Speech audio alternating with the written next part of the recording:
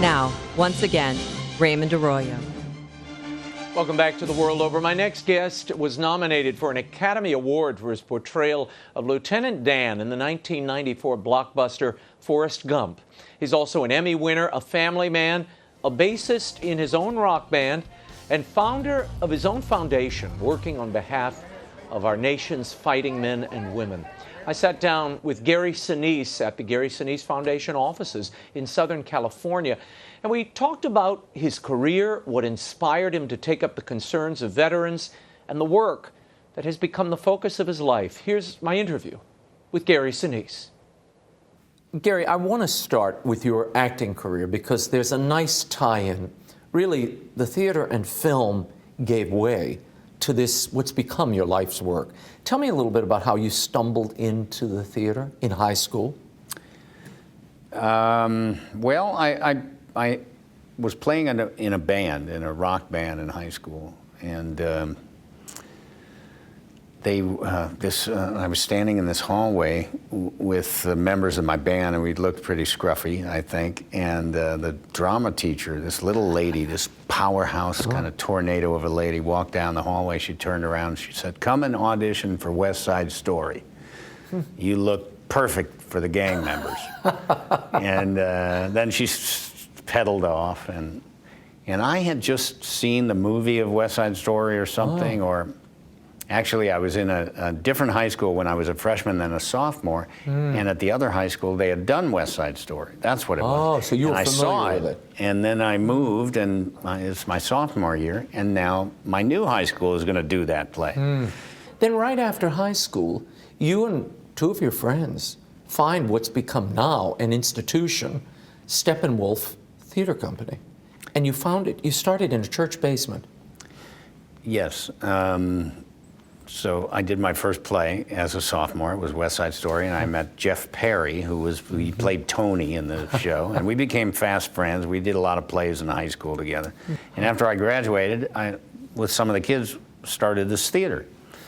And Jeff was at college, and he met this buddy, and they became fast friends, Terry Kinney, and we were doing this theater up in Highland Park, Illinois, and they were down in the central Illinois at Illinois State, and I said, "Come up for the summer and do a play with us." So they came up, the three of us bonded, and we said we were going to make a go at starting a real company when they got out of college, which we did, and that became Steppenwolf Theater back in, the origins were 1974, and then we started that group in 1976, and ironically, I was looking for a space in Highland Park, Illinois, that we could do this in, and there was a Catholic school that had closed down. The parish was there, but the school had closed. And there was a basement of this place that the youth commissioner in this town knew about, because they had used it for like a teen center. He took me there. I saw the space. I thought we could put a theater in there. I went to the priest and said, "Would you let us have these kids?" I was 18 years old or something. And Would you let us have the basement so that we could do plays in there? And he said, "Sure." Oh my God, and that's really where this institution now, I mean, look, you've gone to Broadway and the West End and films, and I mean. Our first permanent theater was in the basement of a closed down Catholic school. Yeah. It was a harbinger of things to come, Gary. How about that? Then you play, of course, Lieutenant Dan Taylor in Forrest Gump. Years later, I'm fast forwarding. That role, it not only marked you in the minds of so many people because that was such a beloved role, but it also opened up a whole new world for you in the work that you're doing now. Yeah, I have veterans in my family, and on my wife's side of the family, 3 Vietnam veterans, her 2 brothers and her sister's husband. So back in the 70s and early 80s, I got this education from the Vietnam veterans in my family about what it was like to be a Vietnam veteran coming home from war and how difficult that was for them to not only fight in Vietnam, but to come home to this nation that was divided and turning its back on them. So I got involved with Vietnam veterans back in the 80s, just trying to support them in the Chicago area. And then I moved out to California and was trying to get in the movie business. And I started auditioning for some things. And I did a couple of movies. And then along came the audition for Forrest Gump to play a Vietnam veteran. So having spent the time with the Vietnam veterans in my family and others in Chicago, trying to help them, I very much wanted to play that part. And I went in and auditioned for it, and I got it. And that was very, very fortunate, because it changed a lot of things, not only my acting career, but it gave me an insight into our wounded that I hadn't had prior to that, and that I've lived with ever since. Well, I know a lot of the veterans, they saw you in that role and so identified with you. Was that really the catalyst that opened so many doors? I mean, because when Gary Sinise walked into Walter Reed or walked into a combat situation, it was Lieutenant Dan that walked in with him. In their minds. Well, that was a time where my face was more well known than my name.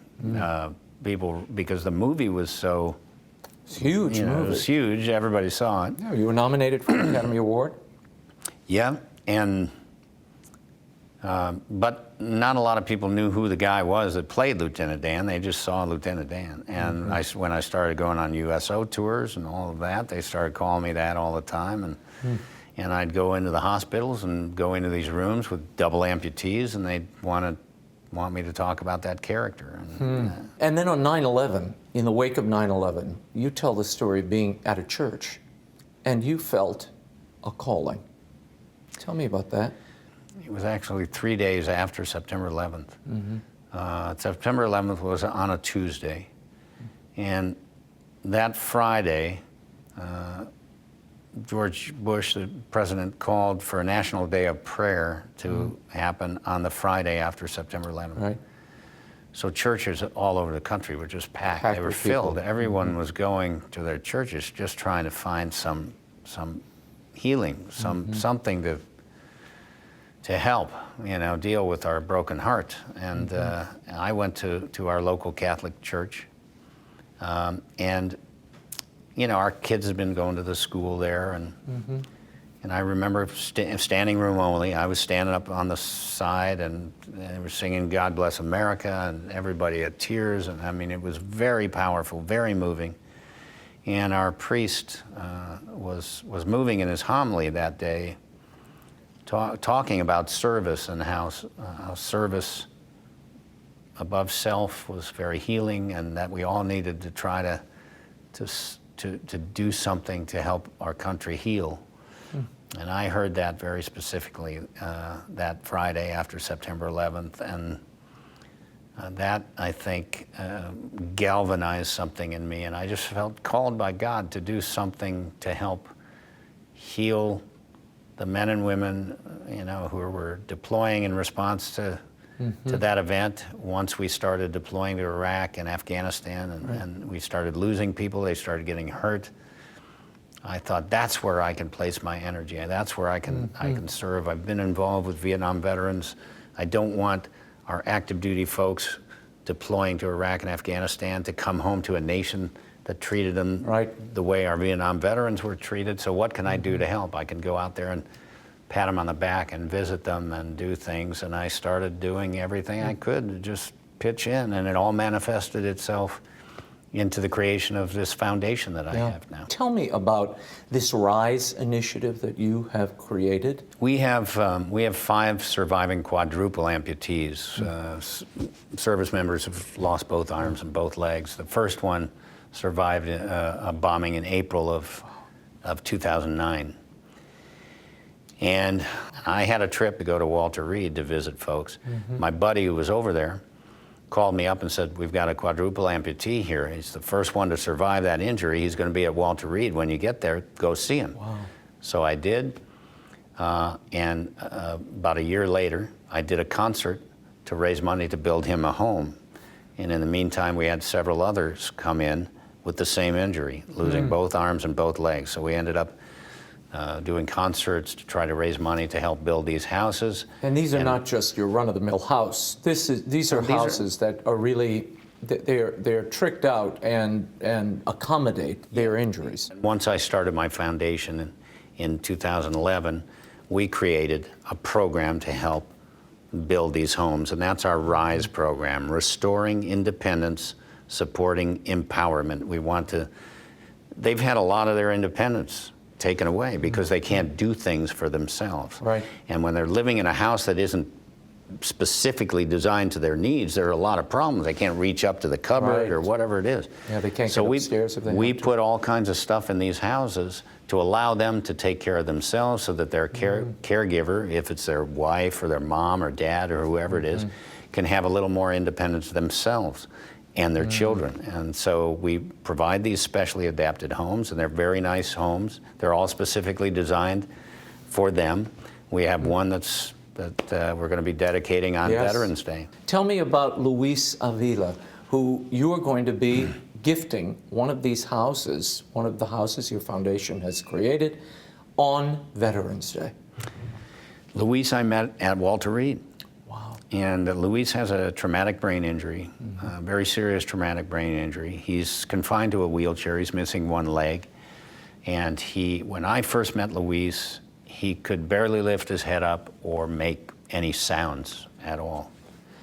To see him today and to see how far he's come is really miraculous. I mean, I've known them now for 4 or 5 years, whatever it is, and they've been living in a rented house. His wife, Claudia, is this amazing tour de force who has fought for him every step of the way and raising their kids and fighting for Luis to get him the care he needs. And I offered to support them with the building of a specially designed home just for them through our RISE program. And almost every day, I'm getting choked up.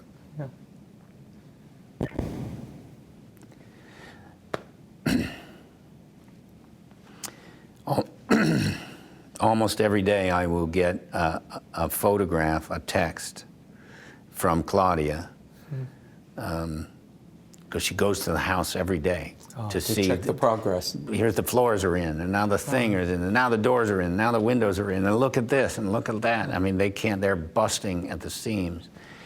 And this is a family. Luis he's made tremendous progress, but he's always going to need Special care. You know, he's always going to need somebody to help him with something. So this special house will do something for this brave soldier who went out to defend our country, who 5 tours of duty. Yeah, I mean, you have to read his story. You can go to the Gary Sinise Foundation website, go to our RISE program page, and look up Luis Avila.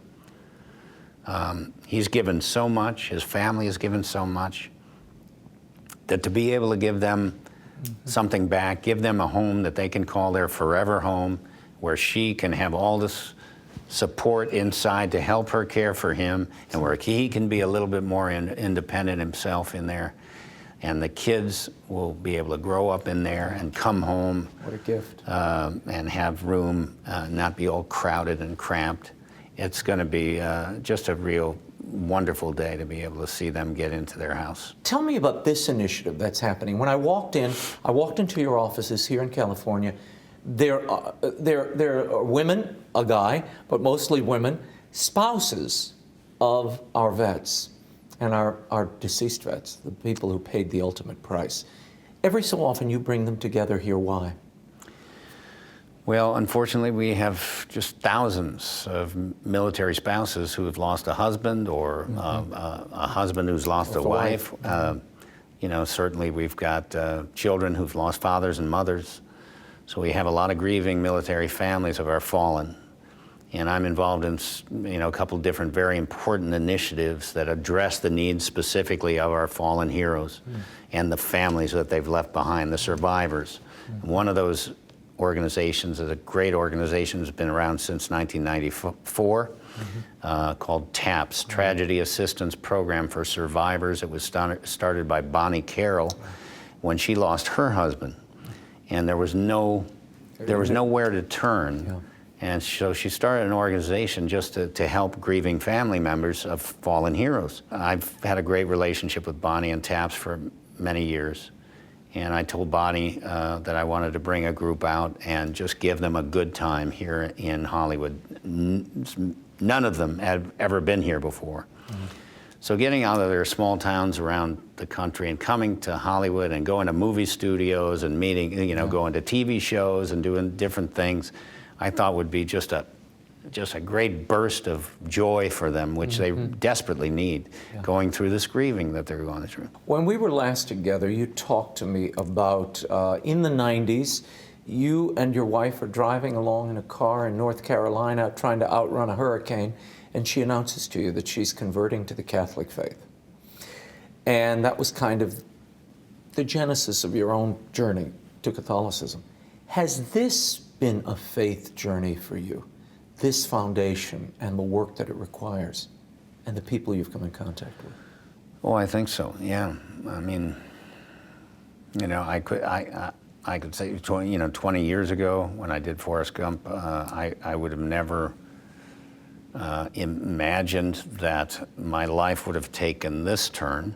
Mm-hmm. I mean, I'm glad I've had the great success in the movie business that I have, because it's given me resources to do something positive. It's all part of the service aspect of what our faith teaches us.